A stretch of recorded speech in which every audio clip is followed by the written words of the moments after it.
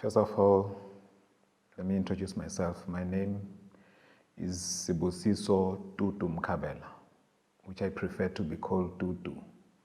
I like it that way. I'm an artist, visual artist, 41 years of age.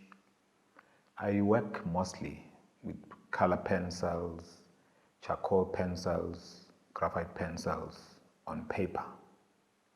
Mostly that's my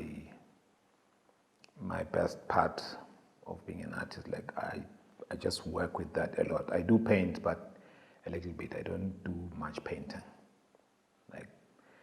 I'm here at Alliance Francaise today to have my first ever solo exhibition, which happens to be a little bit of a different exhibition because it's an online exhibition. Like, it's first of its kind. Like, in the kingdom, it's first of its kind.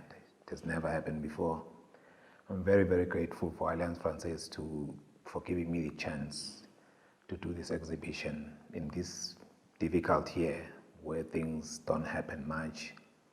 But they decided to give me this chance so that they can exhibit online and try to sell my beautiful artworks behind me, as you can see them.